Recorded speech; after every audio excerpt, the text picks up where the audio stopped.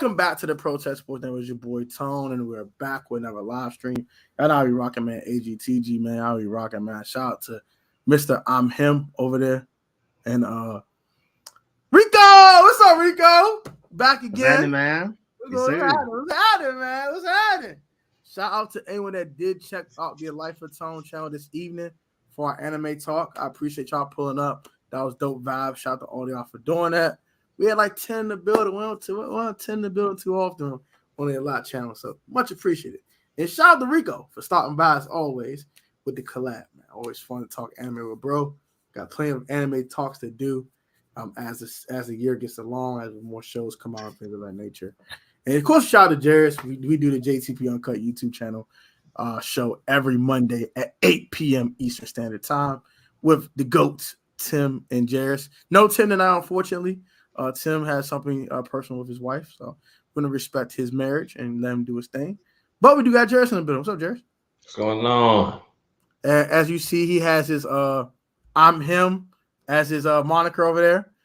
So Mr. Jairus, I'm going to stop being so self-absorbed. We're going to get it started, man. We're talking post-draft round. It's a post-draft roundtable. We're going to be talking about everything from the actual draft picks, UDFAs, and also we're going to talk a little Ron Rivera at the end of this stream because we got a lot of things to talk about with one Ronald Eugene Rivera. So we're going to start with this first round pick because Jerry's got a lot to say. I mean, I pretty much exhausted it. Because Rico's going to come a little bit more calm here. So what were your thoughts when we drafted Emmanuel Forbes with the 16th pick in the draft? Rico. Immediate reaction. I was like, wow, we really did not take Christian Gonzalez. And that's how it always is. I even remember going back to the Brandon Sheriff draft. I wanted Leonard Williams so bad. And then we took Brandon Sheriff, and it ultimately worked out because now we have the defensive line that we have. And I mean, Brandon Sheriff's gone, but it was fun. Every time we get to the draft, we end up never getting the guy I want. I mean, I wanted Kyle Hamilton and Jamison Williams. Jahan Dotson's balling out. But going into the draft, that's not who I wanted. Going into the draft, Emmanuel Forbes wasn't the guy I wanted. But at this point, and it's hard to say give him the benefit of the doubt, but I think Emmanuel Forbes is going to be great, especially behind this defensive line. We need a playmaker. Our secondary, our overall defense has been great in a lot of statistics, but we've been terrible as far as creating turnovers. And so to get a guy that played in the SEC, never missed a game, gone against high-level competition, other than the Ohio State receivers.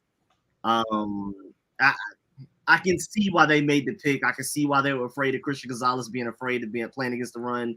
Only good competition he played against was my Georgia Bulldogs and was terrible. But I'm still a Christian Gonzalez guy. I'm not going to say and act like Christian Gonzalez is sorry because we didn't get him like some fans are doing. But I am excited about Emmanuel Forbes. That be pissing me off. I ain't going to hold you. Yeah. But he fits an exact need that we have, and that is creating turnovers. Especially while we don't. Dax Milne right now is our returner. He's automatic fair catch. So we need somebody that can change some field positioning, and I guess our cornerbacks are just gonna have to be the ones to do it. Jared, your thoughts, sir? I mean, obviously, the world knows that I couldn't stand the pick because Christian Gonzalez was there. It's just like drafts like this is frustrating. Like seeing that pick at 16 when you have something to fall right into your lap and you don't take it, that's frustrating. Because I know for a fact what Bill Belichick is about to create with Christian Gonzalez. And that's what's frustrating. Christian Gonzalez will be an all-pro. No doubt under Bill Belichick. Emmanuel Forbes, he's a solid player, but he's not going to be what Gonzalez is about to be. And that's what's frustrating. Tim made a good point. If Ron gets fired, Jack Del Rio will be fired. So the scheme, whoever they bring in, the scheme would change. So if they go to a man scheme, Emmanuel Forbes is pretty much, what did you draft him for? He doesn't fit that scheme no more because he's a zone corner. So it's just like, and I always say this, we run a zone scheme, but we're a man team. Our players they play better in man than we're terrible in zone. Terrible in zone. The scheme is more so the issue than anything. But the Emmanuel Forbes pick was frustrating because it just, especially when you look at what the Eagles just did. Like I say, I don't believe we got better personally compared to, because the way I look at it is compared to the other teams, where did we move an inch? Did we match up with them? No. They moved up one and we just moved up some. So we pretty much stayed stagnant while other teams pretty much got significantly better. And that's the frustrating part of that pick. Yeah, that's a good point. I think a lot of people, when they look at free agency draft, they're like, yeah, we got better, but it's got to be relative. How much better did we get compared to how other teams, how much they got better? Exactly. Yeah, that's a great point. And it's just like, for me, I'm like I said on last string, I said I'm about to cry in the car. Think about this draft. It's like these last two drafts, you could legit had Kyle Hamilton, George Pickens, Christian Gonzalez, and Brian Branch on this roster right now. And we don't have them. Those all four blue chip guys that if they're on his roster right now, we're talking crazy. But now when you settle for, you get what you get what you take. You get what you take. So if you get a solid player, what real change are you expecting the record column? 7, 8 wins, 8, 9 wins that you're gonna get. So it's just like you keep settling when you see the Eagles had no intention of taking Jalen Carter. None. He failed there. And they said, screw it, we're going to get him. Trade up, want to go get him. They got Jalen Carter. Then Nolan Smith just falls to your hands at 30. Okay, let's take him. He just fell here. So it's just like looking at the Eagles like, and Eagles is just doing what we should have did. Like, and it's just frustrating that I'm getting tired of selling it for solid because I know that solid is not going to put us over the top. That's what's frustrating. I can't disagree with that. It's solid is not going to put us over the top. I don't want to be just a solid defense. I want to be an all-time defense if you have the opportunity to be, because talent-wise you do, especially with the players that I just mentioned. But you just have the potential to be solid. I want to have a shutdown defense rather than just a solid defense that can get the job done. Yeah. I can't disagree with that at all. I wanted Gonzalez. I still think he's a better corner than Forbes. I know a lot of people are defending Emmanuel Forbes, and he's here, so I get it. He's here, and you got to defend who's here, and he's our first round pick. You want to defend your first round pick? I get it, but just because we're criticizing Forbes doesn't mean we don't want him to be successful. I want the kid to ball out. I want to be good. I want to get a bunch of picks, but there's a thing with pick artists, and that's something that I have to explain to other people. Trayvon Diggs gets all these picks, right? But don't forget that he led the league a couple years ago in yards given up by a cornerback to other opposing receivers. He was getting deep fried. He was getting sauteed. He was getting absolute seasoning. He was getting cayenne pepper put on him. He was putting the extra, the extra brown seasoning that you get from Safeway. You just flood it on there and just put him in a deep fry. Cooking them up, fried chicken. Served nice and hot for you. Every week. Even with the Cowboys, you go out and get Stephon Gilmore. Like, come on. Even with Dallas, Gilmore, that's another number one. You gotta look at what the teams in your division is doing as well. And they trade for Brandon Cooks to team up with CeeDee Lamb. I mean, he's more of he's cool. As a wide receiver too, he's a high-end wide receiver. He's really a one, to be honest. You won't be honest. But Dallas is not. They're predicated most on the run game. If they can't run, their receivers aren't really relevant. The Dak is trash. I mean, they have to run the football. Dak is trash. So we're gonna call that with it. But still, you still got Brandon Cooks. That's still a good acquisition to have. So the thing with Forbes is, like, if you take a guy that was entirely too high. Too high. So my next question about this first round pick, if we get to the second round, is Emmanuel Forbes your CB1 right now? No. Rico? Today, no. I wouldn't be surprised if by week one. Let me by September, is he your CB1? Week one, is he playing the number one receiver on another team? I don't think it's going to be based on – I think it's going to be types. Like Benjamin St. Juice is going to cover A.J. Brown Emmanuel Forbes is going to cover Devonta Smith. Even though last time we saw him cover Devonta Smith in his freshman season, it didn't go well for him at all. But, we got guys that specialize. We got St. Juice to get the bigger guys. We got Forbes to get the quicker guys. We just got to hope it works out. But cornerback 1, just based off of the way they were drafted, the way politics work, they're going to try to make him one. They're going to at least make it seem like he is, even if he isn't. No.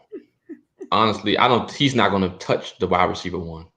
If St. Juice stays healthy, I want St. Juice on every wide receiver 1, especially after what he did against Justin Jefferson. That was amazing what he did against Justin Jefferson. I think that still was an interception. That was a fluke penalty, and I would take that to my grave. That was a fluke penalty. That's a pick. What he did against Justin Jefferson, that let me know I already was high on him. I believe he could be special. If he can stay healthy, he can be a lockdown corner. The thing with Forbes is, I hope Benjamin St. Juice don't get hurt, because Forbes is a zone corner. He's not following around anybody. So he doesn't have a skill set where you can say, hey, I'm going to put you on him. And I don't want to do that. Forbes, to me, could do better against bigger receivers. Receivers that actually can run the entire route tree, that's quick in and out of their breaks, he struggles with them. Devontae Smith, Keenan Allen, Justin Jefferson. Even if St. Juice get hurt, I believe they're going to put Kendall over there to guard at number 1. I think they're going to hide Forbes. I do not think they're going to move Forbes around at all. I think they're going to try to hide him. And he's on the side where you're going to be hitting because Cam's over there. So teams don't like targeting Cam's side. So you basically really are hitting. I don't see him going on the number 1 corner, on the number 1 receiver. I don't want to see it. I don't want to see it. I don't. Kevin P.R.F. What up, bro? Hawk! What it do, Hawk? Devon, what's up, bro? How y'all doing tonight? Forbes is ball hawking. Okay, we got live wire here. Hey, live wire. What's going on, bro? Hold on. Let me I'm gonna let you unlock your camera. I'll let you talk. You gotta reveal yourself. Reveal yourself to the world. No.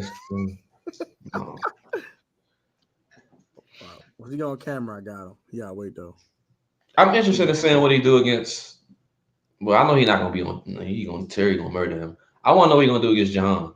That's gonna let me know something in practice. He's the best cornerback we have on the roster. I honestly, and this is kind of a hot take. I actually still think it is Kendall Fuller.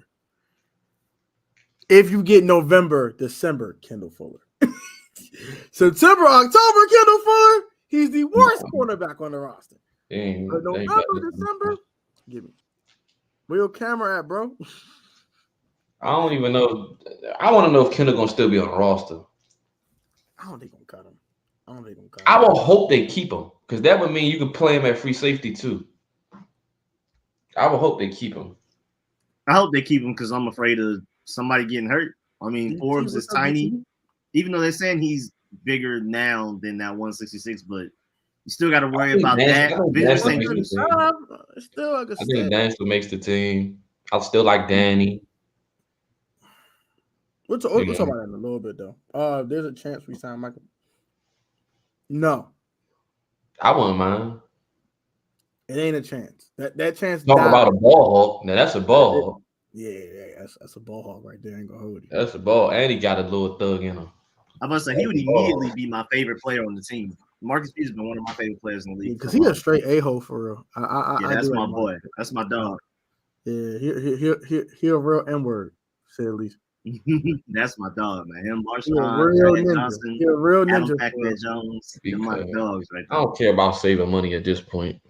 We save $8 million. I mean, it's doesn't really matter. We save money now. It doesn't really matter. Yeah, it don't. Who you get on the waiver wire after June 1st, bro? Like, you're not getting no left. You still got. They might want to bring in Jared McKinnon or somebody like that.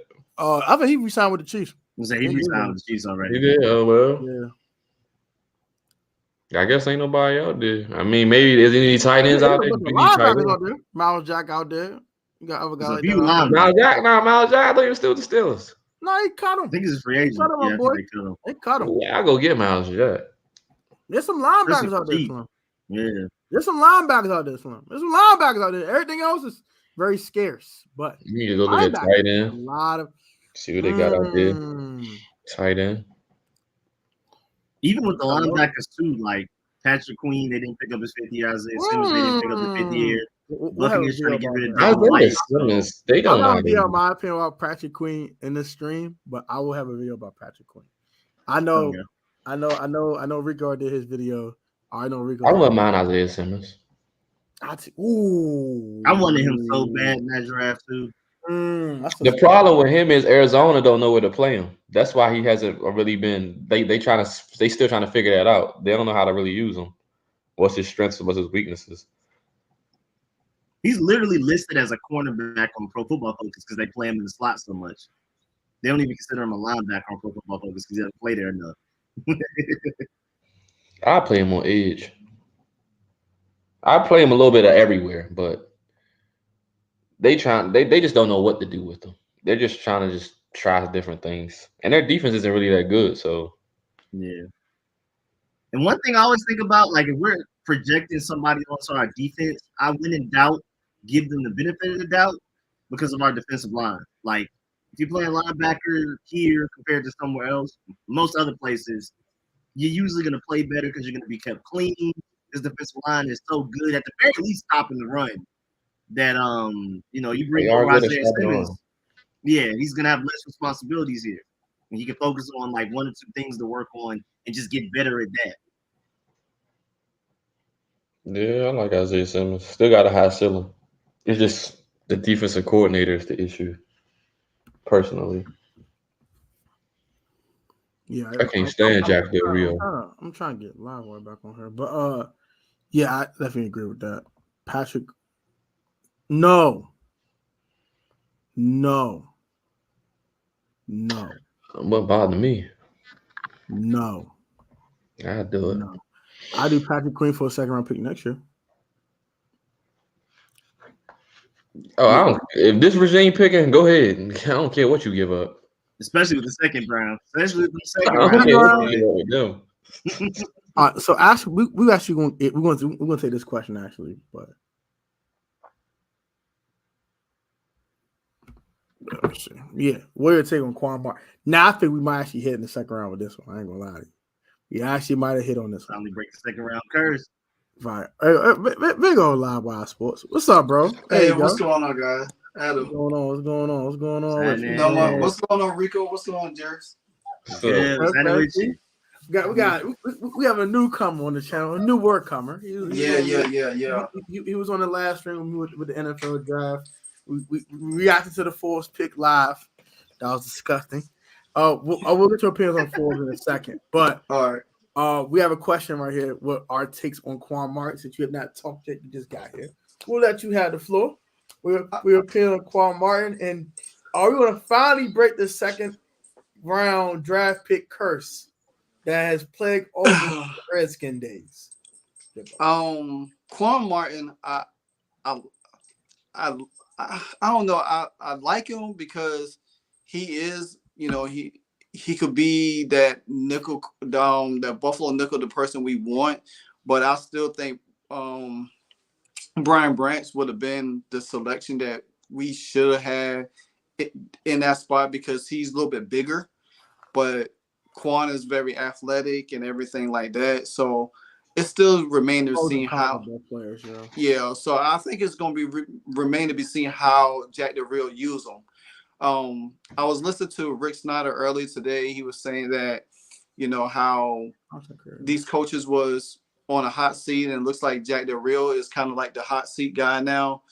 And, they went out and draft these guys for him to use. So, we got talent, but I just think they're not being coached to their potential. So it's going to be interesting to see.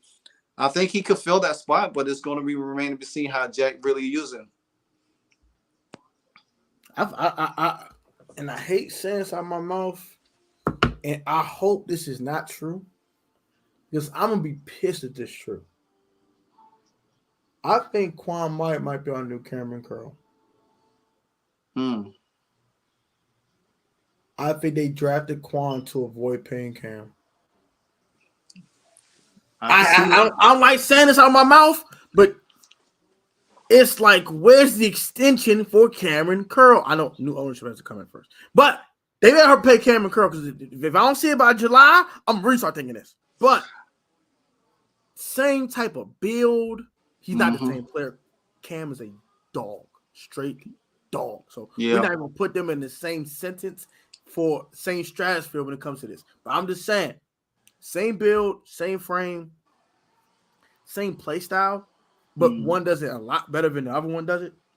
But yeah, I believe they're gonna use Quan as a chess piece. They're gonna move him around. They're gonna play him free safety sometimes. They might move Derek Forrest to the slot. They might move Cameron Curl to the Buffalo nickel, put Quan at strong safety. I think Quan's a new chess piece. Because they'll move him and Cam around. They got two chess pieces they can move around and have them both make plays. I think they couldn't move Cam around because Cam was so important because he's the green dot. And when you're the green dot, you can only do but so much on your own because you have to set everyone else up. Yeah. But now, hopefully, we'll get a daggone linebacker. We'll get a linebacker, set everyone else up. Cam can go have fun. That's what I want. Linebacker can go have fun. God darn it. I have a quick question. You can move around. I have a quick question for y'all. Sure. So we haven't signed Cam Curl, but where is we getting all this money for these undrafted free agents? All this bonus money. It'll have to go on the cap until later. They're gonna use the money that they're saving from Bobby McCain because that money has not hit the books yet because it's the first cut. So that saves them about $5 million on the cap, and that will probably allow you to sign these guys. They only sign them for like $120,000, $130,000 a piece. It's not like they spend a ton of money on these guys. But yeah, I think that's how we're gonna go ahead and sign those guys. Brian Butler, shout out to an OG subscriber. Shout out to you, my brother. I hope all is well with you, my man. Brian Butler been around with me since 70 subscribers. So shout out to Brian Butler. Been around for a very long time, and I'm very appreciative. Thank you very much, my brother. If Curl stays around, who's going to hit the bench, Fuller or St. Juice? Ooh, that's a good question. I'm going to let Jared say this one first because I can't give you an answer. No, you can't take Benjamin St. Juice off the field because he guards all the number one corners. I mean, all the number one receivers. He's not getting off the field, and Kendall's too smart really to get off the field. None of these guys are going to the bench. They all will be on the field in some kind of formal capacity. Like, if Kendall stays, that means I'm guessing your starting corners are still going to be St. Juice, Forbes, and Kendall, and then Quan's probably going to be the starting free safety. So all of them still going to be on the field. Regardless. So, I mean, nobody's going to be on the bench at all. And look what you're paying Kendall. You're not benching him. Yeah, no. He had a bench. Kendall would be a great free safety at this point in his career. I think Kendall could be free safety. Yeah. Slot, not so much. And all that put him in the slot, that is dead. That he don't have the hips nor fluidity. So that went play in the slot. No terrible. He gonna get cooked. You fought Bobby McCain got cooked. Boy, he might get deep fried. He might get sauteed with extra seasoning and extra grease. That boy gonna be so greasy, you ain't gonna want to eat the daggone chicken. I don't think Derek Forrest gonna go to the field. Derek Forrest still gonna be on the field too. Yeah, tight end's going. I just think Derek Forrest should be in a Landon Collins like role. That's what he's best suited. He got good ball skills though for how low his IQ. I'm not trying to say he's stupid, but football IQ is kind of low. I would be honest, not gonna lie to you. But when Cameron Curl plays, he looks incredible. So it's hard to find who to bench and move around. But I do think the one guy that would definitely probably take the biggest step back would be Derek Forrest because of his lack of IQ when Cameron Curl doesn't play. I think they saw that film and they said, all right, look, man, we're going to. That's why you put him in a position where he has to think less. He can just attack, which is Landon Collins like role. He's good at that. Coming downhill, hitting. That's his instincts. He can guard he can jump running backs and stuff like that. He's good at that. Let him think less. Make it easier for him. I don't mind Dirk. We all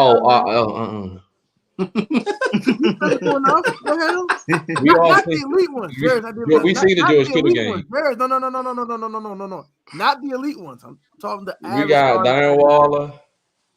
I'm talking the average starting one. I'm not talking Darren Waller. That's safe for Cameron Curl. We saved Darren Waller for Cameron Curl. We saved Cameron Curl for the elite ones, the Travis Kelce's of the world, and the Dalton Kincaid and Dawson Knox combination we got to play this year. That is disgusting, by the way. Who the hell wants to face that? But you get my point here. We saved Cameron Curl for those guys. Yeah. But for the average starting tight end. But yeah, that's athleticism across the board. It's just, how can Jack Del Rio use it? Is he smart enough? And he's just not. He don't use Jamin correctly. Jamin should be used as the edge rusher more often, but he's not. B-Rob did not break the curse. He was a 3rd round pick. So no, he did not break the curse. I want to let you know. Sorry. No offense. This didn't happen. So Forrest to the bench. I think Forrest is going to probably play that Buffalo nickel role. And you move a guy like Quan to free safety. I think it's cool. Desperately needed a free safety. I think physically Derek Forrest definitely should be the Buffalo nickel. I just remember last year, every time they tried, it's like he didn't want to for some reason. But like physically, traits-wise, he suits the best. Bye-bye. We'll cut. I don't know what bye-bye. Because that's what he's good at. Playing the game. That was just happenstance. Like, Landon Collins didn't want that role. The moment they moved Landon Collins back down there, that man looked like an all-pro. Immediately they moved him back. Exactly. Oh yeah, all turnovers, tackle for losses. That's what you're good at. Picks. And built like this. Like, why not? Yeah, we need that Jamal Adams type of player in that box. Yeah, Jamal Adams. Derek Forrest definitely can. He's physical. Forrest got the speed and athleticism and the physicality. I think he has good ball skills. Something that Landon Collins or Jamal Adams had. He actually has ball skills. I think he can be better than those dudes. No, not Molly Mall. Molly Mall's getting hurt now. I'm sorry. He do be getting hurt, but Jamal Adams, when he healthy, he's a beast. Oh, yeah. He's a great pass rusher. He covers a soul. He get deep fried. I'm sorry. I like Jamal Adams. I'm just saying, when that man has to cover anyone for longer than 7 yards, he gets cooked. He just gets cooked. I don't know what's going on with him, but it's gotten bad over the last about 3 years. I ain't gonna lie. Yeah, Jamin should rush the passer more. I agree with that. So, all right. We talk about Quan. We talk about Emmanuel Forbes. That's all these offensive linemen. We'll talk about both of them in one.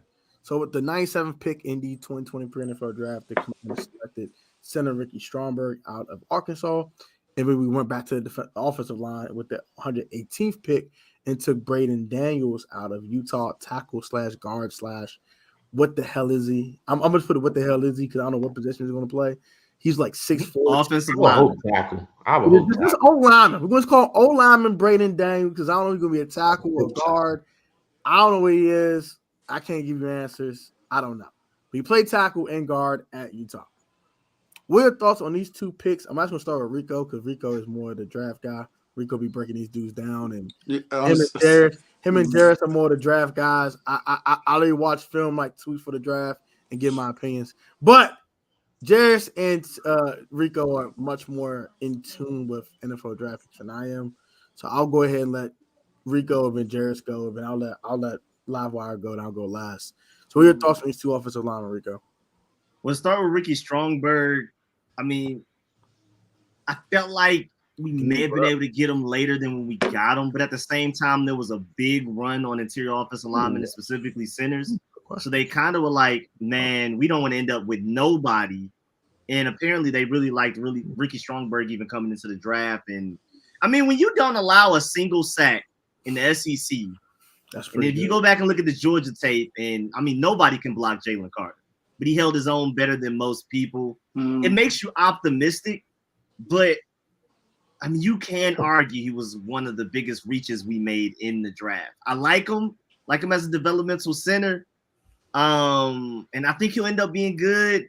And you can just tell this whole draft, they just went after SEC guys and high-level competition guys. If you played against the top guys of your positions in college, they're going to at least give you a look type of thing. And again, no sacks in the SEC is pretty crazy. Braden Daniels, we're hoping he's a tackle. He's just, arms a little short. And I would like for him to gain a little bit more weight and strength. But if we're talking about like mobility, if anybody on our roster right now has a chance potentially to stop a Michael Parsons or like a Nolan Smith coming up now or Kayvon Thibodeau, he's your best hope, just footwork wise, and being able to mirror quick, fast edge rushers. Charles Leno and Andrew Wiley are pretty decent against like the bigger guys, and Wiley did pretty well against Hassan Reddick in the Super Bowl. But we're hoping, and Travell Wharton even said it himself, like we're hoping that we can move him to tackle. That's the idea. He could probably play soonest at guard, but ideally the goal is tackle for sure in the long run. I can't disagree with that one. Jared, your thoughts? Yeah, the Daniels pick, I will hope and pray that he's a tackle because we have no tackle right now as far as left tackle. We have no tackle depth, and we don't have a left tackle. Charles Leno is not good. So I'm hoping that he just comes out of nowhere and shuts down Chase and Montez Sweat, and they say, oh, we need to start him over Leno. That's my hope because we need a left tackle bad. I hope he's so good they cut Leno. I want Leno go on myself. He trash. Live wire, your thoughts? I'll give my thoughts last. I agree with Rico and Jarris with Daniels. I think because just reading today that Michael Parsons bulked up, so they're gonna move him to defensive end now. So you definitely gonna want somebody like Daniels with his speed. You want him to have a little bit more weight because Michael Parsons, what he did as a linebacker last year. Imagine what he could be able to do as a defensive end this year. So you need somebody that has great footwork.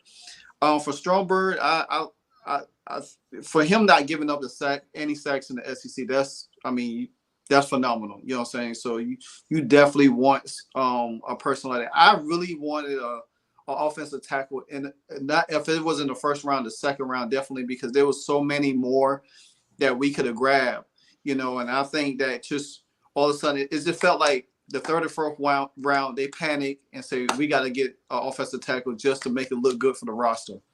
You know what I'm saying? So I just think that after the first two rounds, they got Forbes and they got Quan. It was like, okay, here we go. Those were Eric Bieniemy picks. Yeah, exactly. And then the thing with those offensive line picks, I was like, you know what? I hated the first two picks because of what we should have had and what we could have had. But it's like Eric Bieniemy, I believe he's going to make magic out of whatever he gets. So I like whatever he picked for the offense. Peyton Daniels, I like the pick just because it's Eric Bieniemy. And when you have an offensive coordinator like that, I keep saying it. If your O-line is bad, having a great offensive coordinator can make your offensive line look good. Mm-hmm. That's what Mike McDaniel did. That trash offensive line in Miami, he made them look at least solid, but you knew they were trash. But when you have an offensive coordinator who can scheme around that, you're fine either way. Stromberg, do I want to cut Roulier? No, because I don't want to cut him. But if they do, Gates, I like Gates a lot. But I think Stromberg probably he might sniff his way into the starting lineup. I would do it because you going up against John and Duran. So that's the most reps you're going to ever get going up against them two. And if he holds his own against John and Duran, I'm putting him in there. Great point. And even to add to the Eric Bieniemy thing, Andrew Wiley, I don't think he has that performance in the Super Bowl with other offensive coordinators. Maybe a handful, but Eric Bieniemy literally calls the right plays that allows Andrew Wiley to shut down the Hassan Reddick. Andrew Wiley's not about to be out there blocking Hassan Reddick for 5+ seconds consistently. But Eric Bieniemy just knows how to work around that. So to Jarris's point, thank goodness we have Eric Bieniemy because he's going to elevate everybody on the offense. Scott Turner gone. I was just about to say that if we have Scott Turner, boy, our offensive line would be looking like a mash unit like last year. If Scott Turner was still the OC, I'd be crying right now. I don't even want to talk. I wouldn't even have this thing. Man. Right. Shout salute from the kitchen, fellas. Thank you, big dog. Appreciate you. Salute. My thoughts on these picks real quick. Ricky Stromberg, that's if I had a grade, it's an A. I think he's literally the second best center in the draft behind John Michael Schmitz. That was taken by the unfortunate New York G-men. The New York John. I think the Giants did draft them, I believe. The little men. They ops. I'm calling them little men for now. They ops. They little men. Yeah. The little men took them. Shout out to the little men. They're annoying. But yeah, we got the second best center, Ricky Stromberg, I think. Dude's a mauler, straight mauler. I love him in the run game. He's disgusting. Just, oh my gosh. And I think he's better than Nick Gates. Off the break. I think they give you and then that allows Nick Gates to play guard. If you don't trust Sadiq or if you don't trust Chris Paul, you can play Nick Gates at guard, and he can make plays with the sweet plays. Nick Gates is going to be that veteran presence. Yeah, to help, he needs another veteran presence to help out Ricky Stromberg in his development. So, that's just a great pick to me. And Brandon Daniels is interesting. I'm not the biggest fan of it. I know I don't like my tackles coming in the league at 295. I'm sorry, not a big fan of it. But the mobility and the way he can kick out block and things of that nature with those swing passes and screens and toss plays and counter. My biggest pet peeves. Yeah, exactly. If he bulks up 20 pounds and doesn't lose any of that mobility, I think he could be a really good tackle. But he has to put on the weight. And I think he has an anchor better than pass game too. He's not the best pass blocker in the world, from what I noticed. So if he doesn't anchor immediately, it's over. So improve pass blocking a little bit and bulk up a little bit. I think if he can hold his own versus Chase and Montez in camp, they will cut Charles Leno. Wow, so I think C. Luke is a solid swing tackle. He's just not a starter. Mm-hmm. If Leno ain't starting, what the hell he here for? If he ain't starting, making $12 million, what is he here for? To back up a rookie? Hell no! Get your bum out of here. You are trash. And Deems, no, not me. Hell no. I'm not being nice. No, he is what he is. He's trash. We were spoiled. We went from Chris Samuels to Trent Williams. Like, we had 20 years of greatness. Yeah. Don't bring that up. I'm gonna get mad. Trent should still be here. Brandon Sheriff should still be here. I said that the other day. I was like, man, bro. I say Chris Samuels, Trent Williams, Brandon Sheriff. Brandon and Trent should have still be here. I was like, we would have never had to worry about an offensive line. Cosme. Yep. Along with them. Now you got a real offensive line. Now you building something. But we just let both of them go. Bye. Trash. So trash. We don't just go get fill-ins. Leno. Bruh, Charles Leno was so bad. Y'all remember Donald Penn back in 2019? Oh yeah. Donald Penn was better than Charles Leno last year. Charles Leno was ASS. Donald Penn was terrible. Nah, Donald Penn was awful. As bad as Donald Penn was, Charles Leno was worse. He was ASS-tastic. I go back to the first Philly game. The first Philly game when Carson Wentz played and Charles Leno was getting his lunch taken from him, and all you seen him getting pushed back into Carson Wentz, play after play after play. He just looks clueless, bro. I watched that game in person. Charles Leno got his manhood taken that day. He literally got his manhood taken. You just don't got no physicality up front. That's why.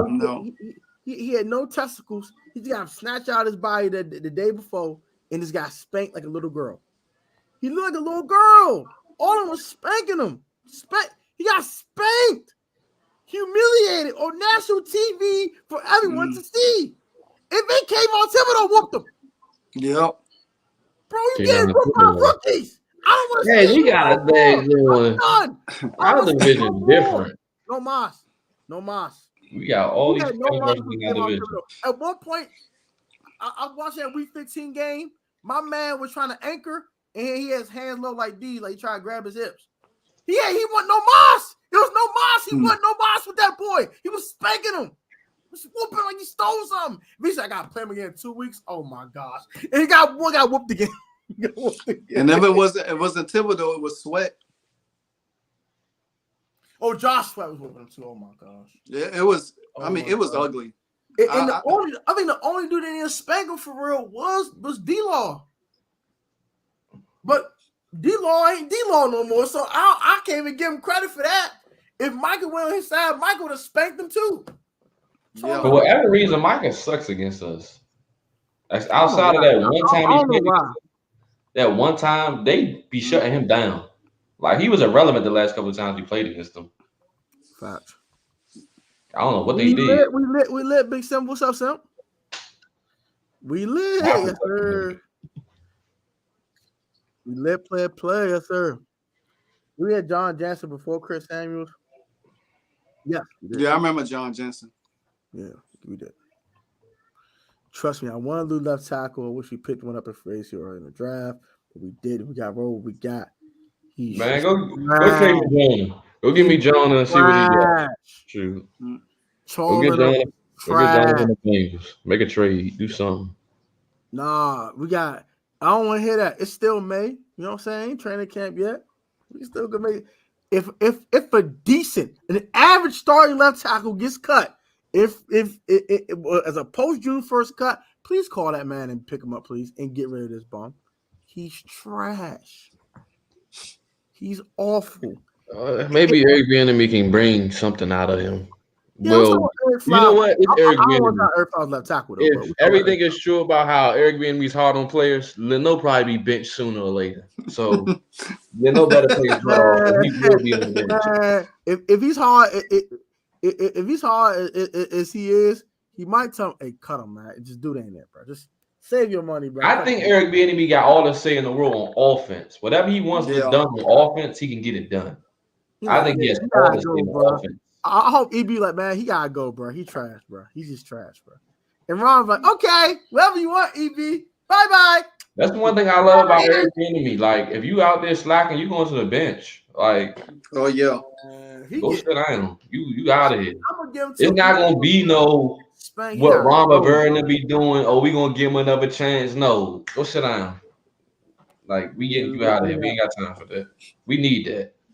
Yeah, we definitely need somebody to make them have accountability because exactly it's that passive aggressive stuff killed me last year, man. I used to see Ron on the sideline just like this with his arms folded, just looking up at the stars. I'm like, what is you looking at? Bro, like if you don't bench him, when like, Kendall was trash, I was like, if you don't take Kendall out this game, like I don't care, like he getting baked. Play Rashad Wild Goose. Play Wild Goose, bro. He was running around and he came in. with a bird cut off. Cut off. Everybody was getting cooked, bro. Like when Bobby McCain and Kendall got cooked by Devontae Smith at the end of the first half of the first Eagles game, I said, "Oh my god, this whole secondary need to be benched." 9 sacks in that game. I was like, "Good grief!" They got 9 sacks and we got 1 on Hurts. One, trash.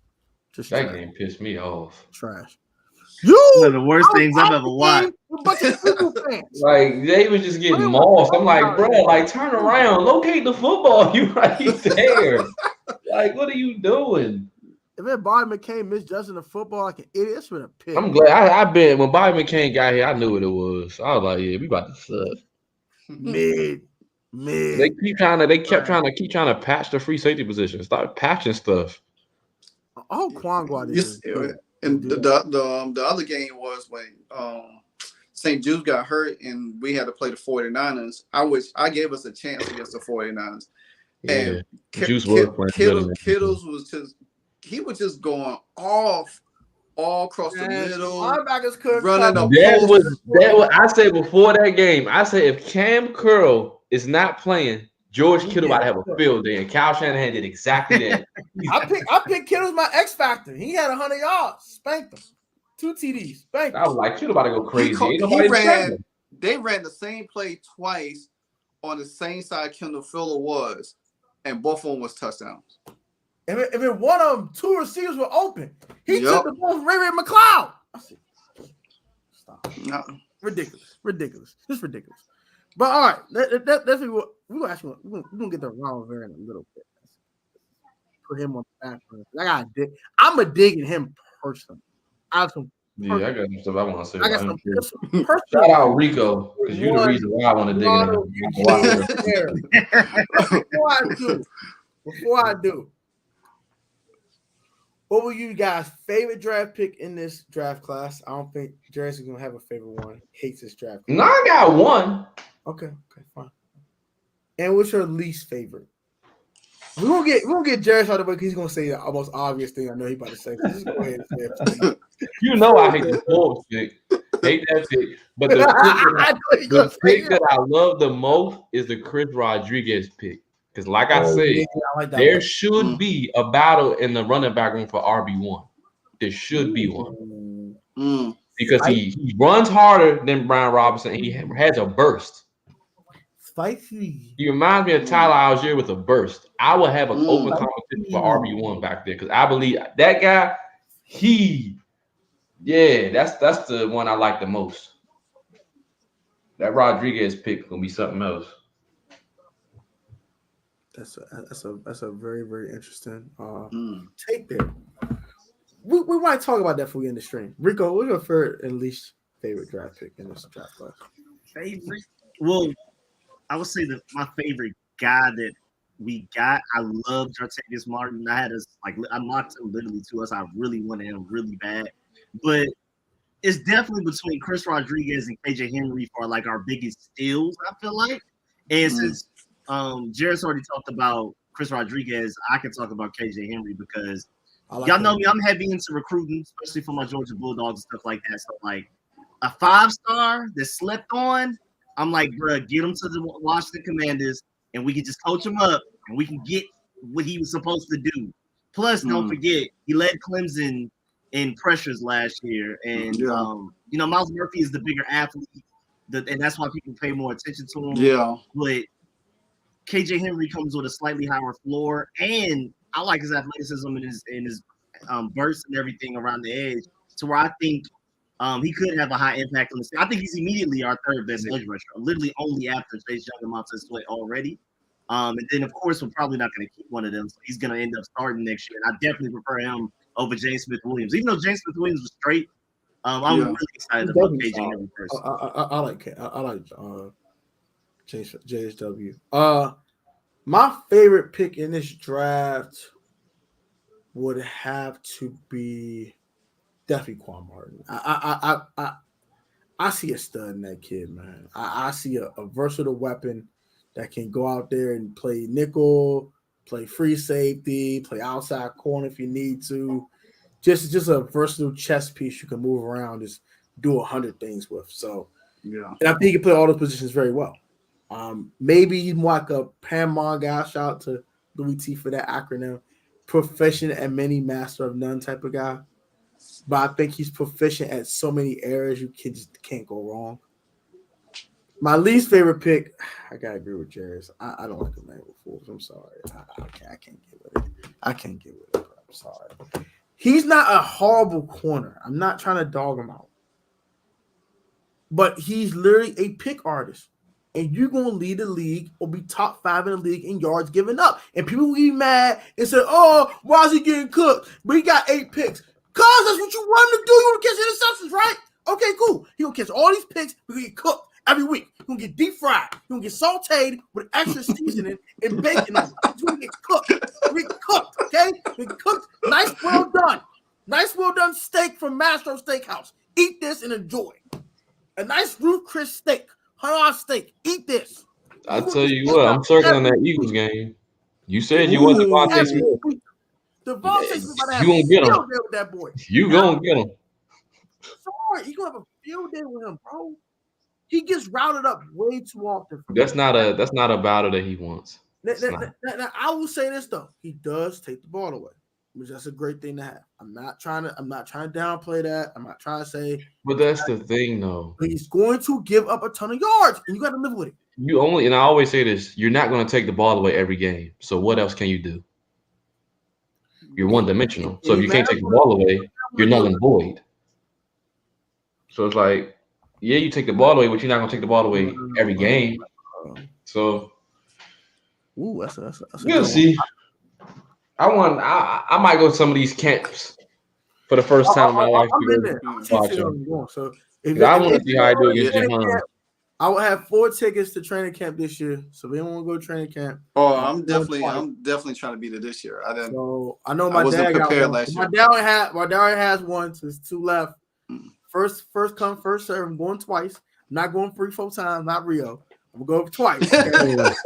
twice. You get 2 opportunities. If you go the first time, I can't go the second time. I'm not doing it. The only one we can do is my father. My father only gets that privilege. My father. But yeah, probably in the world, he gets the privilege. But everyone else, no. Go one time with me. That's it. But Jarris might get twice because I'll hang out with Jarris. I gotta go see. Maybe Jarris. Maybe. But everyone else. But as long as I want to go, I got. I'm definitely want to go. I was like, I wasn't ready for last year, so I was like, this year is going to be my makeup year, so I'm definitely going to be there. My favorite pick of the draft, Rico already took it because I had KJ Henry in my head.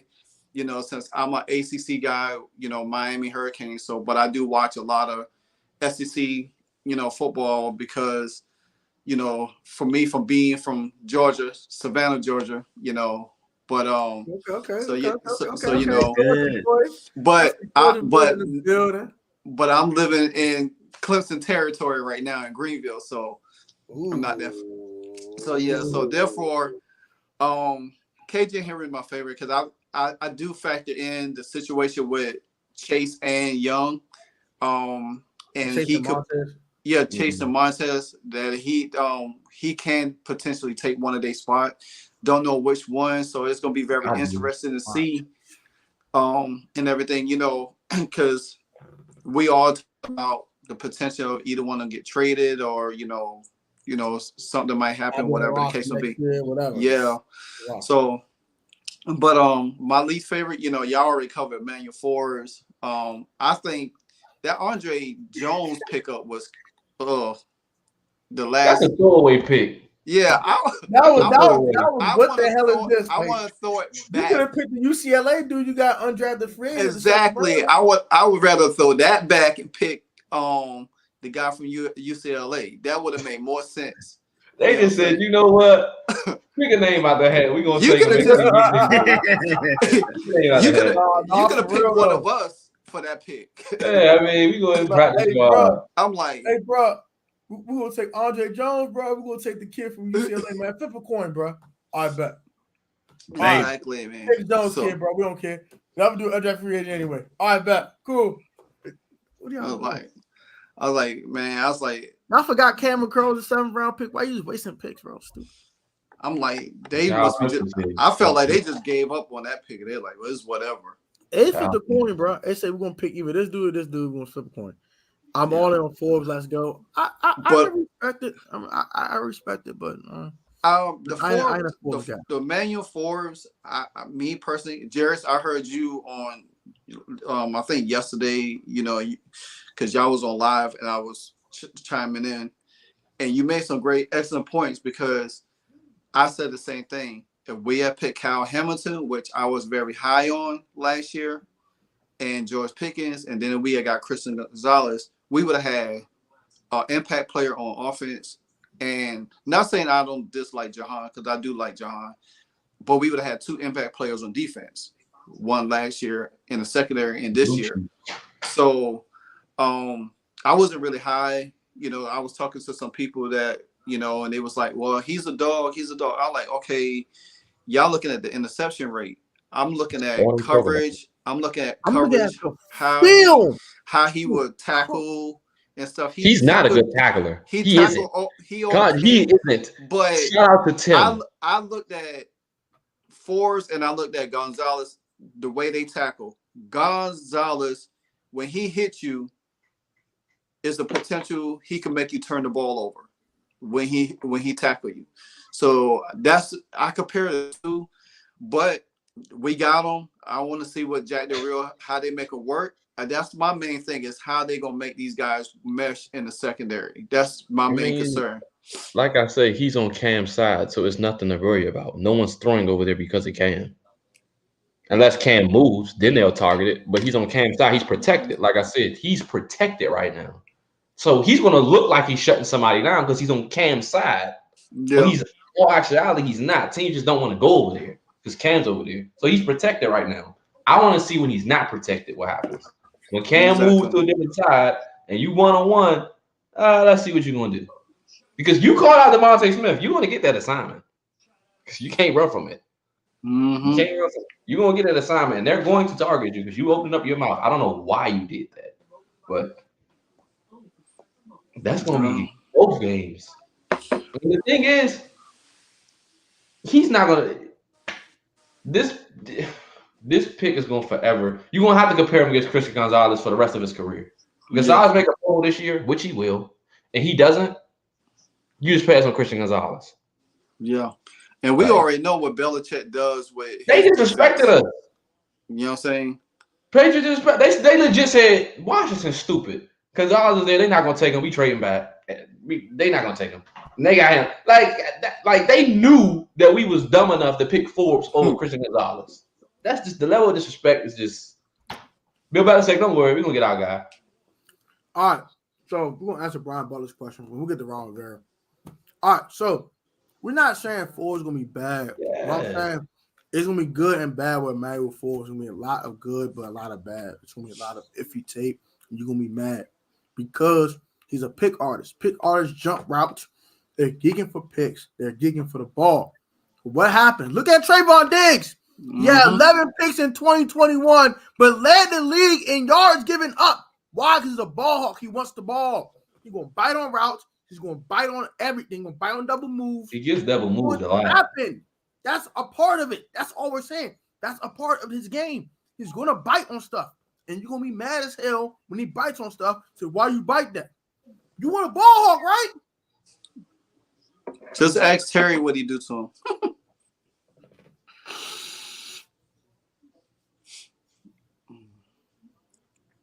Terry did. That's Trayvon's. Trayvon.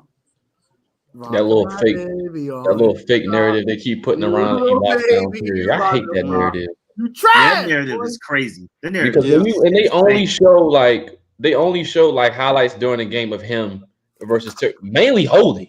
Like all of them is holding. Yeah. Like Terry be like you go back and watch the tape. Terry be running wide open on him all the time. My fault, DC. I just want to explain that, bro. I'm not saying Ford is gonna be trash. It's just he's gonna give up a ton of yards because it's the same thing with Jahan. No one's saying he's gonna be garbage. They're solid, but solid doesn't win championships. That's the issue. Anytime you have a chance to get a blue chip player, you take that and you run with it, no matter what.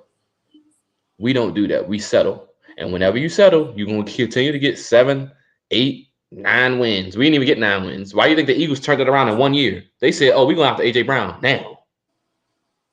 And we're going to go straight for Robert Quinn. He got hurt, but they went at it. And they sniffed their nose in Alvin Kamara's sweepstakes. They was trying to win. We don't do that. We just settle. Hey, we're good. We're building something. No. That's why the Eagles got what they got, and that's why we got what we got. They're smarter than us. Man, Rivera's so good at being average that in an odd number season, he still found a way to go dead even by getting a tie. He's just so exceptionally average. It's frustrating, bro. And that's why I be so frustrated because the fan base, my comments are lit up with so much. It's just crazy. I get it. I literally get in verbal arguments behind the scenes because I be trying to get them to understand that the first thing they say, well, Ron Rivera is, I say, but it's not translating on the field. I said, if you look at our talent should be way above they ceiling what they playing at. They being coached so low to it's like a salary cap. They capped off. They need a coach that could push them further to over the top. And we not getting that. The one thing that really ticked me off last year when Ron Rivera said that he didn't know we needed another win to make the playoffs. Right then and there, that just I lost all respect for him. I was like, this dude literally just said this on national TV. We eliminated. We eliminated. I was like, where was he? And I was like, and somebody tried to justify and say, well, maybe he didn't know. I said, come on, man. He's the head coach. That's the thing. Team. They try to justify everything. Ron makes stuff, and our fan base is so okay with being mediocre. So if you try to go against anything they do, it's you're hating, or you just don't know what you're talking about, or you just this or just that. I'm like, do you see what we could? That's why I put up a poll. I'm like, do you see what we actually could have had right now? Bro, we know what the heck you're talking about, bro. Like, this is what we should have had on our roster right now, and we got this. Like, that is terrible. You got rid of Kyle Smith, idiots. Wish you never did that. Like, all right, let's get it wrong right now. So we all already on him. I gotta dig in him personally. All right, so I'm gonna need 2 minutes of digging him personally. Dear Ronald Eugene Rivera, you suck. You just suck. Number one, I'm gonna say what you've done right first, because I'm gonna be nice. What you did wrong. You did fix the culture. Washington is now a respectable franchise because of your presence. I'll give you that. Number two, you actually put us kind of back in some relevancy back in 2020. You know, 7-9. Made the playoffs with no quarterback. And you had cancer. Must come in. Now, that's enough of the good stuff. Bad things. Number one. After the 2021 season, you saw what you had in Taylor Heineke, and you said it wasn't that. Fine. Let's go.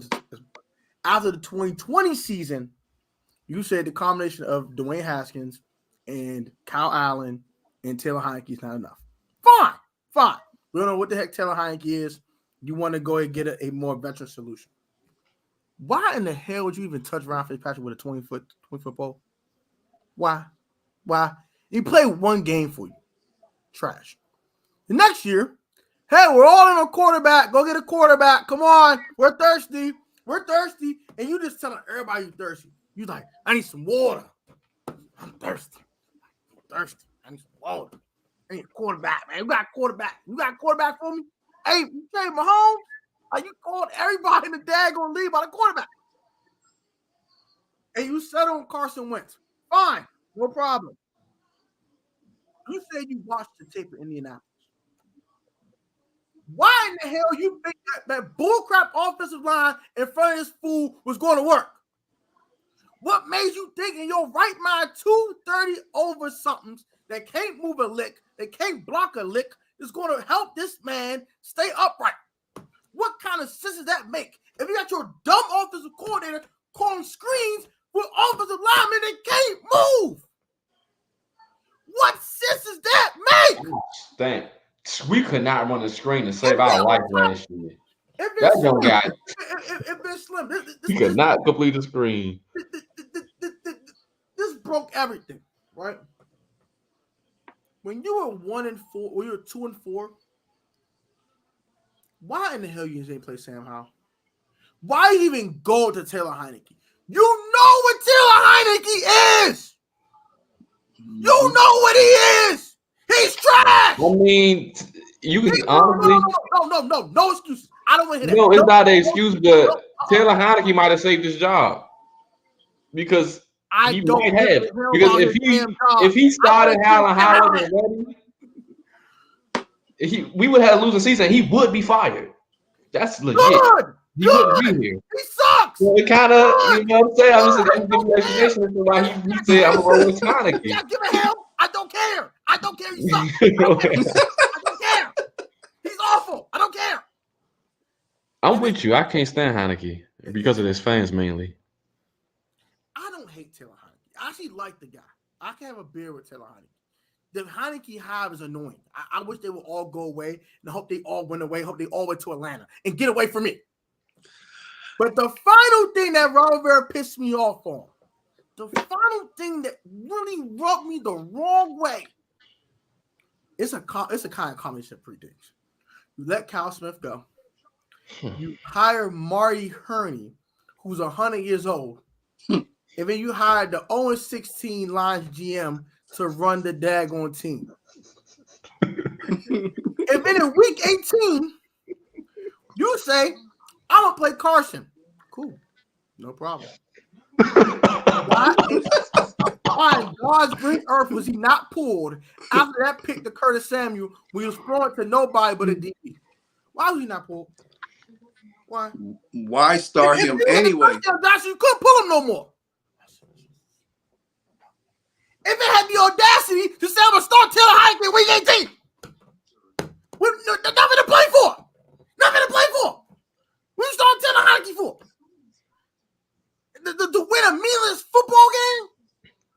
Taylor Heineke had the kahunas to tell you to play how.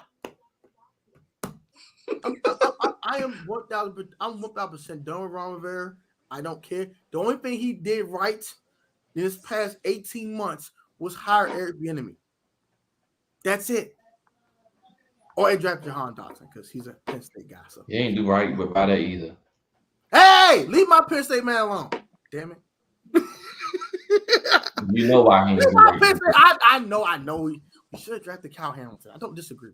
Okay, not even that. Okay, you could have drafted George Pickens. Okay, Right. I get it. Gosh, I get it. You could have drafted both of them. I don't care. I want Jahan. God darn it.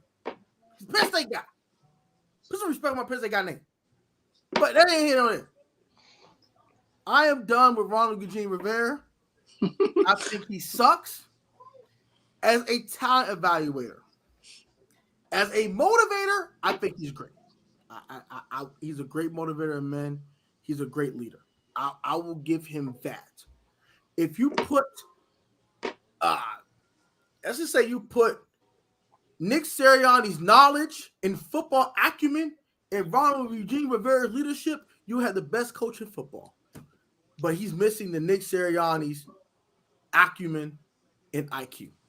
He's just in charge right now. Ron is horrible at challenging plays. Really. Ron's horrible at timeout management. Ron is terrible at handling a roster. But as a leader, he's great.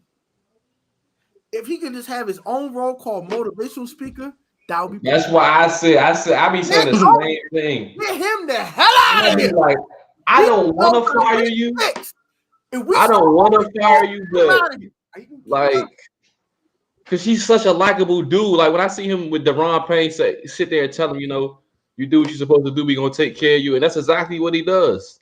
He keeps his word. I'm like, I like a dude like that as my head coach, but it's just like, I don't want you to do nothing else but just sit here and just be a leader. Don't leave the football stuff to the football people. You're a football head coach, but don't do nothing but football. Just sit there and just motivate the team. That's it. Right? But it's just he gotta go. He brought these people in here. They gotta go. Then Rico, when I seen the videos he posted and this is what makes the draft even more worse than what it is.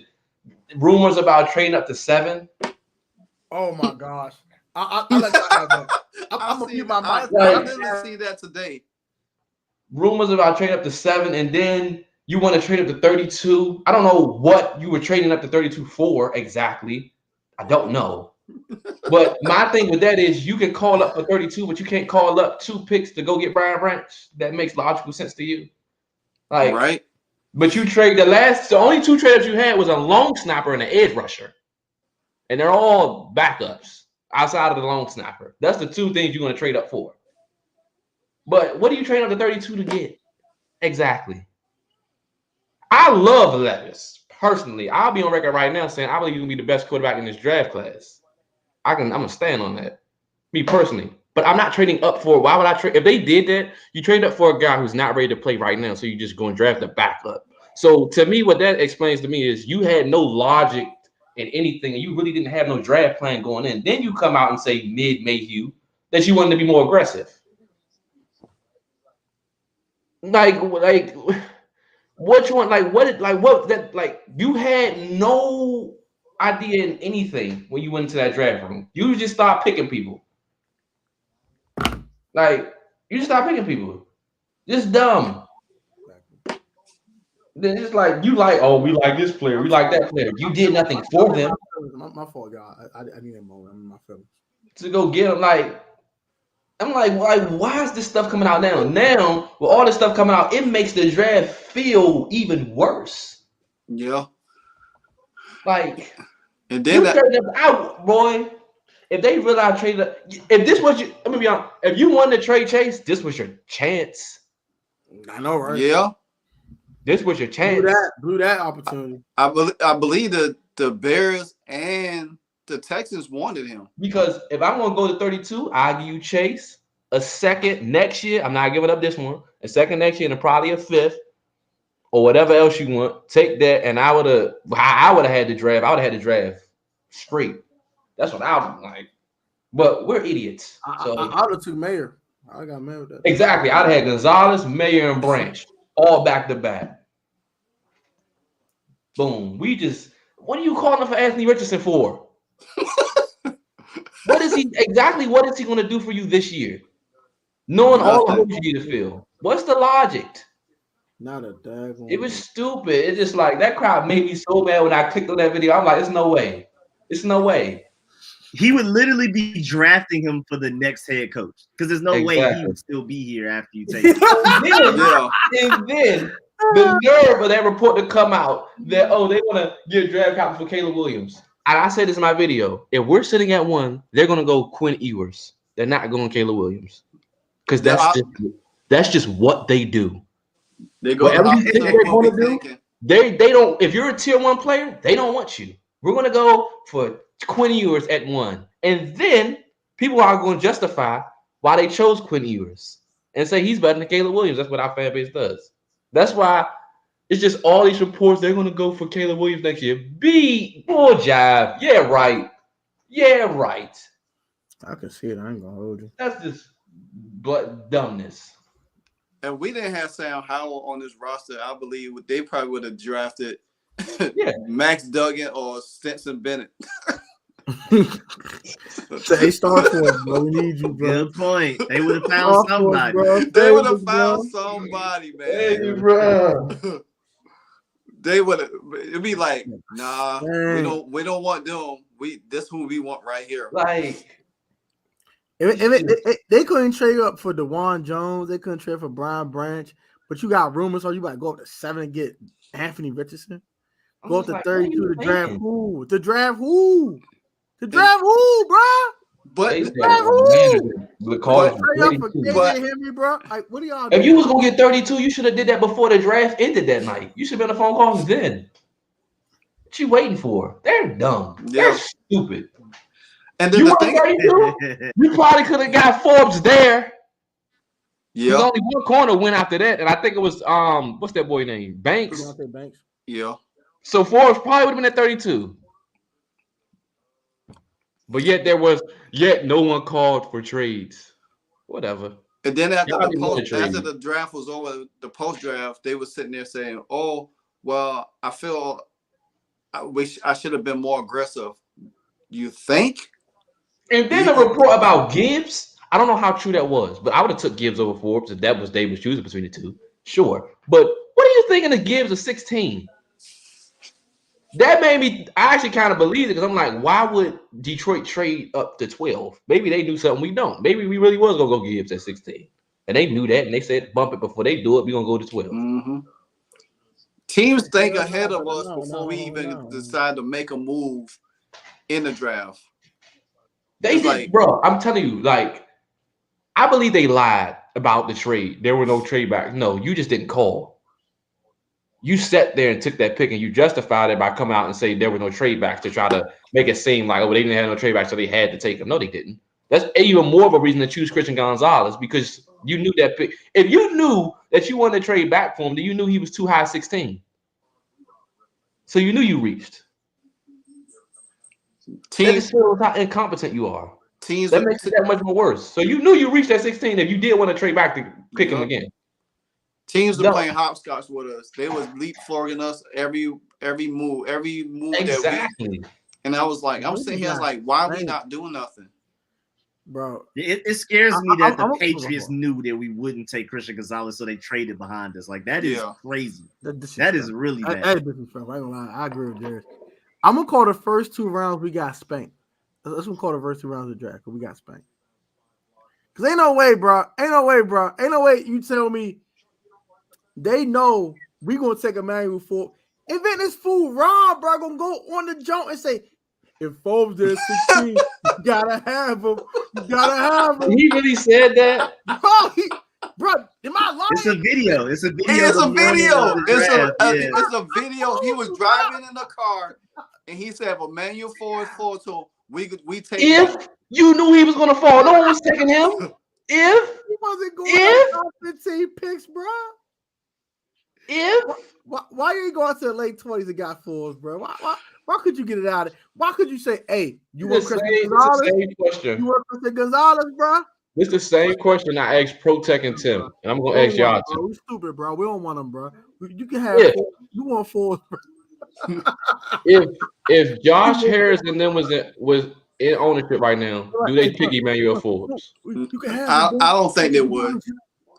I don't think they would. I think they probably would have been more involved in the draft and see what the team really, really needed. And, you know, going into this draft, the main thing we all talked about was the offensive line. You know what I'm saying? Making sure the offensive line. Pretty much did, though, because all the offensive linemen pretty much was gone. So. But my thing is, I asked that question because if Christian Gonzalez is there, do they still pick Forbes if we have Josh Harris and them in ownership? Nah, I think Forbes. I think we wouldn't have picked Forbes. I just think that Gonzalez was a no-brainer at 16. You don't second guess that pick, especially when he's just sitting there. It's like having steak. It's like you got steak in one hand and you got Spam in the other hand. You're not going to take Spam. You're going to take the steak. Exactly. So. Not steak is Spam. Like, the thing is, the thing with the fan base that annoys me, this is what annoys me with the fan base, right? If we took Christian Gonzalez, is there anyone crying that we didn't take Emmanuel Forbes? No, there's not even a discussion. So that lets you know who's the actual better player, because there's a long discussion between the Washington community. Some people should say we should have took Gonzalez over Forbes. Whether we would have took Gonzalez, nobody would have complained the crap for Forbes. I mean, the only thing they have to hang on the head with Forbes is his career interceptions, and he had 6 picks last year. But did he have 6 picks against elite teams? He's terrible against you. No, he's terrible. You know what I'm saying? If you watch him against Georgia, you watch him against Alabama, he didn't have no picks. You know what I'm saying? He jumped a route on Will Levis for Kentucky and got an interception and took it to the house. That's the main highlight they keep showing all the time. You know, especially when that's Kentucky. You know what I'm saying? That's all they showing. I was like, show me more. You know what I'm saying? I watched SEC football just as much as ACC football. So, and that's another thing. I'm gonna really break down this Forbes thing. You talk about the picks, right? And you talk about he played in the SEC. I know a guy who was drafted in the top 5, who was an All-Pro and Rookie of the Year. Last time I checked, what conference did he play in? And he didn't play against no good receivers until he played against Jameson Williams in the playoffs. His whole college career. Sauce Gardner. Exactly. So that little caveat, throw that out. SEC, my foot. He played for the Bearcats in that conference and didn't go against no elite receivers. Talent is talent. That's what he is, a shutdown corner. That's what you knew he was. And they drafted him. Derek Stingley is the actual guy who played against all the competition. Was he not? Who's the better corner right now? That would be Sauce Gardner, who people regard as probably the best corner right now and just after 1 year. And I'm not trying to compare Forbes to Derek Stingley because he hates Stingley at all. But Stingley was the guy that pretty much, he played against this guy, that guy. He played against this competition. But he's not better than Sauce Gardner. But that's none of my business. So. And didn't Trayvon Diggs have 11 interceptions? Did anybody claim that he was a top 3 corner? Hell no. Okay, no. So interceptions, that's cute, but you're not a lockdown corners don't have high interceptions because they're lockdown corners. Nobody wants to throw it away. Exactly. So those notions, like he played in the SEC, that whatever. Christian Gonzalez didn't play. Neither did Sauce Gardner. I'm gonna say this: if you think Forbes better than Gonzalez, I got one word for you in my Chief Keef voice: Nah, get out of here. And it's gonna hurt when I see him become an All-Pro. Because it's I saw highly likely. Gonzalez outside. I saw Gonzalez in slot. I saw him covering tight ends. I saw him do everything. And they got Jack Jones playing zone. And half the time was getting deep fried like fried chicken on a grill in Atlanta on a Saturday morning. He was getting cooked. Shaw was getting cooked. Like the Bulldogs was blowing people out. Like even like he's going to be carried Gonzalez, Banks, because the Banks is in division now. So if Banks outdo you, like it's going to be like, what would we do? Banks going to spank. So I did that. Like if he has a better year, we're going to really sit like. I'm not gonna sit there because I'm like, well, I am gonna sit there and be like, we could have had Gonzalez, and this is what we got over these guys. JPJ went at 32, who I believe gonna be a better corner than him, and he's going to Pittsburgh. But that defense, he gonna show a corner's best dream. And he got Minka on his side. That helps. And they got a pass rush. Exactly. So he really gonna have to. Beautiful. The only way you can just he got to become like an All-Pro at 16. Has to be for him to be worth that pick. Going to have to be. It's gonna be a tall task. It ain't gonna happen, bro. I think he might get one Pro Bowl also in his rookie contract. I think Quan will be a better pick for him. I think Quan will get a Pro Bowl. I agree. Quan gonna be a dog, bro. I think Ford's gonna be an average NFL starting corner. You got people saying, "Oh, we see Sauce Gardner in him." What? I see way more Trayvon Diggs than Sauce Gardner. I'm like, where do you see Sauce Gardner at UL4? Hey, Rico. Hey, Rico. No, I can't read this meme to y'all on stream because it's a little too explicit, but I'll censor it. It says they didn't have a reason why they didn't want Gonzalez. There's no reason. You were so good, then why you have a baby daddy? Why your baby daddy got a boyfriend? Like, just put it this way: is a reason why Bill's a 6-time champion and Ron has none. I mean, Pat's. Oh yeah, fact. It's a reason. It's a reason why Bill creates freaking Hall of Fame cornerbacks and Ron. All he had was Josh Norman, and that was a 1-year wonder. Yeah, I'll give you out. Okay, yeah, fact.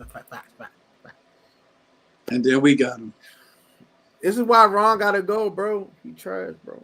But yeah, I mean, I don't hate Ron Rivera. I just don't like the incompetence of how he is on the field, and then the way he talk at the press conference is like he plays devil advocate with the media, and then last year he looked like he was about to blow a gasket in the media. He got pissed off. I said, this dude about to break. I said he was about to break. That's his fault. So we're telling you what to do, and we're just sitting behind a computer. We're telling you what to do, but you won't do it. But when you do it, you actually succeed and have success. So what is it are you actually trying to do? I just think it's pride and ego at this point, because you want to run things. He always says this. We want to do certain things. We want to get these guys to do things our way. That's not how you win championships. You cater to the players. They don't cater to you. That's the issue. We want them to buy into what we want to do. No. You center a game plan and a scheme around your player skill set, not what you want to do, which is why we keep losing, which is why you keep left Landon Collins back there, because you want him to buy in what you want him to do instead of fitting the scheme to his strengths and moving him back down the box. That's the issue. Just Ron, I believe he's going to have a good year because of Eric Bieniemy solely. That's why I'm pinning my hopes on Eric Bieniemy.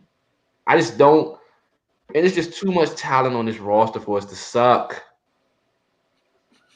Too much talent. And then last year, when I look at if we could have made the playoffs, we would have played the teams that we could have beat back to back to back. Vikings, played against the Eagles and Niners. And I think about it, I'm like, heck, why couldn't we be that team to go to the Super Bowl? Honestly. Because look, Brock, we get the same scenario the Eagles got. Brock get hurt. The Vikings, we can beat the Vikings. Yep. But Brock get hurt. And then we would have played. We already beat the Eagles once. Why can't we do it again? I mean, it's just they can't ruin the season. And I don't think they will because Eric Bieniemy gonna have that offense playing lights out. It's just the defense I'm worried about. And it's just like every team in the NFC got better, way better. Look at Atlanta. Look at Seattle. Yeah. Look at Seattle Detroit. like that. Seattle I mean, probably- I love what Atlanta do. Shout out Kyle Smith. I got my boys over there in the A. I got even New Orleans got better too. Yeah. Panthers, they got a beast got way defense. better. I don't think they got better in the receiving room because they lost DJ. No, they defense nice. I'm just saying like they need help on offense, but they defense solid. Like they got J.C. Horn, you still got Brian Burns, Derrick Brown, Jeremy Chin, defense. Shaq The Thompson. only team that got worse really is Tampa, and that's it. We probably stayed the same and got a little bit better, but the Giants got way better. They got Darren Waller. They just drafted Deontay Banks, Jalen Hyatt. They cut Bummo Kenny Galladay. They kept Saquon. They kept Daniel Jones, whatever that's worth. It's just like if we really wanna like we a team that can beat. We can beat anybody. Better, bro. Like, we see that we can match up. We can beat anybody. We just throw up over ourselves every time. It's never somebody just flat out beats us. It's just us. Like you can just point to this is where we lost the game, and it's just an us thing. Yeah. When we playing the Chiefs that year, we went into halftime cool beating the Chiefs, and I kept saying you have to put them away. You can't just keep playing it safe. We played it safe. The Chiefs came back and beat us. Like they came back and spanked us. Like it's just we beat ourselves. We just found a way to lose. They came back and spanked us. I was pitiful. And like I say, down that with this draft and everything you did, you put more pressure on Chase to actually be that generational talent. You put more pressure on Tiz to actually come out and be better than what he was playing. You just put unnecessary pressure on guys that you didn't have to because you wanted to be, oh, I love this guy. Like now Chase have to be Chase. Now Tiz have to be Tiz for us to have a real shot at being like an elite shutdown defense on our own, not with the run game helping us. You gonna have to hope that. Yeah. And that's not fair because the defensive line needs help.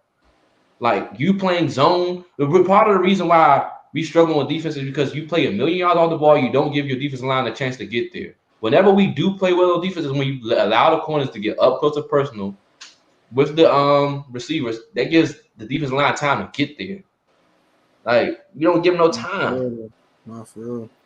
Like 2 seconds. 2 seconds, we just going boom, and you just basically neutralize the defensive line just like that. Just every time, give them a chance. We don't do that, and that's just the frustrating part. It's just Jack. It's everything for real. I believe in the offense. I have no questions about the offense because Eric Bieniemy, and that's so great that you have somebody like that on your roster. You can just point to one guy and say we're going to be fine because he's here. Not worry about that. But when you look at the defense, it's like, because we'll be playing a great defense, right? And then Jack will go right back to what didn't work. And then we'll just start playing bad defense all over again. They'll score a touchdown. I'm like, why did you just go back to that? Why? Why would incorporate that? And then this little thing where he drops Montez and Chase Young in coverage, like, it's just the logic. Like, what are you doing? What are you dropping him in coverage for? You're not disguising anything. It's just like, it's just dumb, bro. This is dumb. Facts. Not for real. I can't disagree with Jairus on that one. But I think we're going to wrap it up here, man. We talking about Ron Rivera. He a bum. I'm tired of talking about these fools. Hopefully, over this draft turns into something that's actually worth it. And, yeah, man. All right, guys, enjoyed. Shout out to Livewire Sports Entertainment. Shout out to Rico from Street Scores. Always, man. Corner. Subscribe to all their channels. I will have their Rico channels. be dropping like 80 videos in a day. Got to, man. Gotta stay on it. Working. Hey, I ain't gonna lie. I try to catch all of them, but I'll be like, I had to like put them in my save. I'll be like, I'm about to rant about this. I'm mad. I catch Jared's video too, but I'll be like, oh, let me see what he talk about today. So Yeah, Appreciate it. I'll be like, Appreciate it, I ain't man. been dropping no videos, y'all. My fault, y'all. But yeah, man. Shout out to bro for being on. Appreciate it. You know what I'm saying? Shout out to Jared, Always, of man. course. Every Monday, you know, Jared and I and Tim will be on the channel talking JTP Uncut, you know what I'm saying? The best debate show on the tube, and now we rocking. As for Rico, we do our anime streams every Wednesday on the Lot channel. We're not subscribed to the Life of Tone channel. Please go subscribe to the second channel, also down in the description. And definitely when I start my live streams up, probably around my training camp, I'll bring y'all on my channel. Yeah, for sure, man. Subscribe to my boy. Shout out to me know. my Live Wild Sports, man. On the road to 1K. Please hit the subscribe button for him. I'm actually gonna put his channel in the description right now, not in the description, but in the chat before we get out of here, so y'all can go ahead and sub him up. And yeah, man. Shout out to bro. Bro been putting some good content out, man. I'm not gonna lie. Bro been putting some really good content out. I've been very impressed with what you've been doing. And, appreciate it. Yeah, for sure, man. You deserve it, bro. You've been putting that work in. And for that, yo, yeah, you guys gotta keep pushing, bro. It's not. Unfortunately, it's hard, bro. this is my second channel. My first channel that I had like over 4,000 subscribers, and it got hit, and it hurt me big time, man. And I was mad, and then so I had to like start all over and everything, and change a little bit, you know, because you know YouTube they be on that funny business sometimes. So yeah. I be kind of like walking a different walk a little bit. But I'm about to say, hey, do me a favor. I can't find your channel for some reason. Send me your channel on Twitter real quick. It's on in the title for the live stream, the @, it takes you straight to it. Yeah. I'm tweaking. Bro, it won't let me do that. It won't let me click this, John. I can send it to you in Twitter. No, I got it now. You got it? All right, I'm gonna go ahead and add it. I'm about to add the jump to the stream now real quick for you.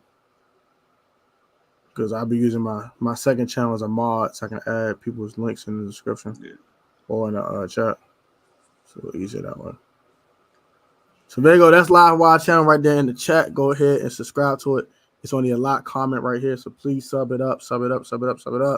Appreciate it. Drag wasn't bad. It wasn't bad, but darn sure wasn't good. Average. It's the daggone problem. I felt like we had a chance to hit a home run, and we just missed it. We missed it again. We missed it with Emmanuel take the ball away full. We're gonna call him Emmanuel 1,000 yards full. She's gonna give 1,000 yards of receivers this year. We'll do one last thing for get out of here. What are y'all stat predictions for Emmanuel Forbes? I'm gonna say 45 tackles, 5 picks. I get 5% completion percentage given up, and 1,000 yards given up by Emmanuel Forbes this year, and 1 forced fumble. So he forced 6 turnovers, but he gives up 1,000 yards. That's my prediction. I think he's going to have a rough first couple of games of the season, like a first half, and I think the second half he'll play a little bit more. He'll play better. I give him. I'll say about. You know what? I give him like 3 turnovers and probably about 30 plus tackles. If he does struggle, I think they're gonna throw him in slot.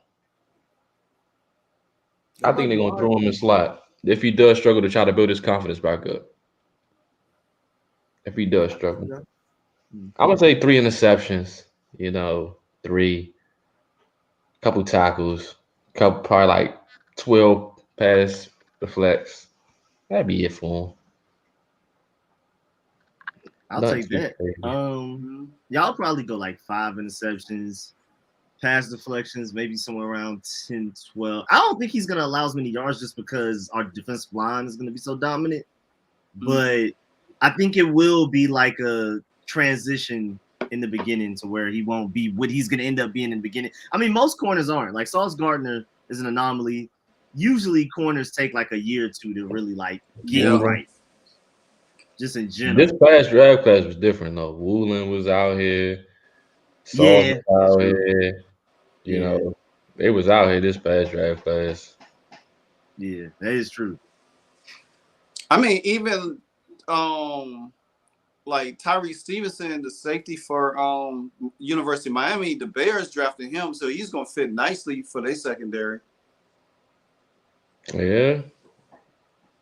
That's my dog right there too. Yeah, I was happy when he went to Miami because he wasn't gonna get the playing time he deserved. I was really happy that he went there to like get more shine. yeah. I was happy for him. Most So, Georgia transfers, 8 picks. I hold a God grudge, dang. but I didn't. I liked his. It's a lot of picks, fool. 8 picks. It's not gonna get there on the side camera. I don't see no 8. I see 5. I don't see him 8. getting. I don't see how any of y'all see him getting He said 5 right 8 now. picks. How? Hey, did Derek Forbes get 4?